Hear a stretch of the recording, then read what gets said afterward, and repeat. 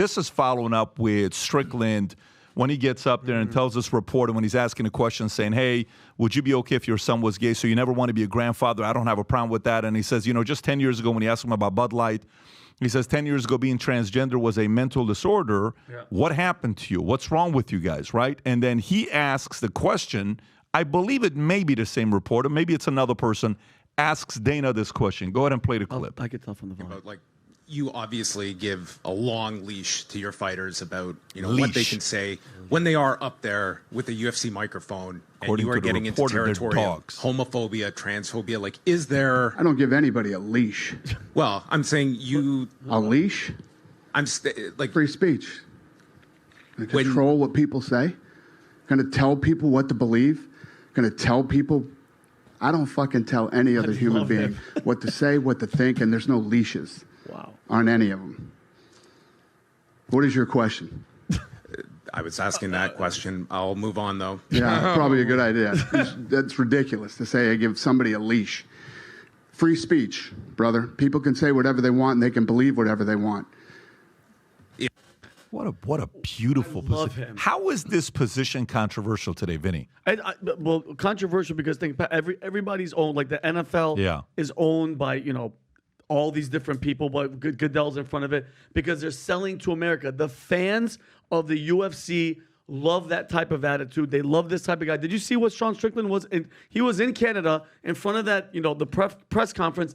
He showed love to Canada, and they were going absolutely nuts for him. They loved him. But Patrick, I was at the press conference. That right there, Dana White. You were at the press conference. I was at the one with Strickland, yeah. Where they were going crazy from the kid ran up on him. What did the guy look like? The reporter asking a question. Did he look like a regular guy? Everyone looked, regular. No, but did he look like? Did he have like a rainbow beanie on? Was he an ally of the community? I was at the press conference where the kid came onto the stage. I wasn't at the press conference on the prior day. Okay, I got you. Yeah. But don't you want to work? Like, think about this, because while that's happening, while that's going on, Dana White's just standing there at the podium, not saying anything. That's a grown man. He has his own voice. Like, people are like, well, it's a bad reflection of UFC. Guess who the UFC's full of? Guys that are trying to kill each other. Like, it's all right. Let them go. But why even get into this topic? We're at a sporting event. Like, why are these reporters even going there? Yeah. Like, they have nothing what's else the to add. relevance to Sean Strickland and asking these questions? Like, because all the other sports are going there. Rob, can you pull up what the NHL just announced they're doing? Have you seen what NHL is doing? No. Go NHL and hockey stick. What do you call it when you put a tape around it? Wrapping the tape around the... Type in NHL hockey stick LGBTQ. Okay, type in NHL hockey stick LGBTQ. So is there a video you can show? I mean, if you go at this point, Twitter doesn't work that way.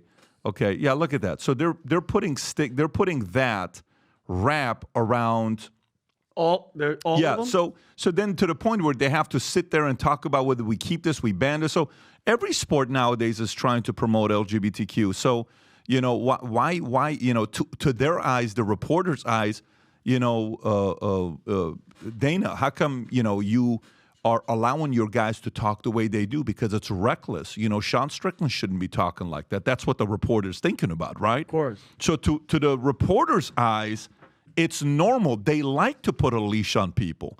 The same people that are anti-slavery, they're pro-leashes. Tell me how that makes any sense. Yeah. Explain that to me, Mr. Reporter, educated guy that probably went to Columbia University. Mm-hmm. How are you anti-slavery, but you're pro-leash? What's the big difference? It's the same exact thing. Yeah. But you just want him to agree with you. And that's just not Dana's MO. Dana's not going to do that. Yeah, he's a guy that's going to sit there and say, guys, you guys want to say what you want to say? There could be consequences behind it. Good luck. Go ahead. That's called freedom of speech. It comes with consequences. Exactly. Got to respect a guy like that. I love it. Like, speaking of like sort of double standards, you brought up the United Nations. I'm not trying to throw you involved in anything geopolitical right now, but you brought up the 19th provision. What is it? Part of the I believe it's Article 19 of the Declaration of Human Rights. Which is interesting because what I respect about Rumble is that you're a free speech absolutist, right? You believe in free speech. Here's Article 19. Everyone has the right to freedom of opinion and expression. This right includes freedom to hold opinions without interference and to seek, receive, and impart information, ideas through any medium regardless of frontiers. I think we can fully agree upon that in America, Canada. But when you look at the list of countries that are part of the United Nations, a vast majority of the countries of the United Nations, they don't allow freedom of expression.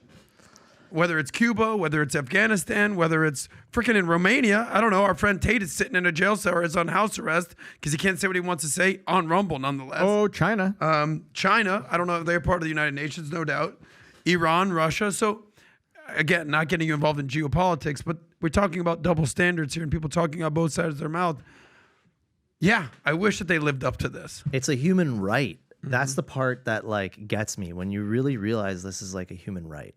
You know, everyone talks about human rights. Well, free expression, like free speech is a human right.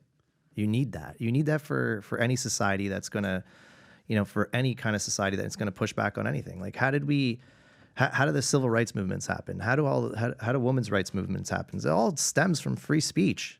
The ability to express yourself and push back to try to make things better, period. You can never get rid of that. You get rid of that, you get rid of all freedom. Like that's where it goes, and that's not acceptable. So if you like this clip and you want to watch another one, click right here. And if you want to watch the entire podcast, click right here.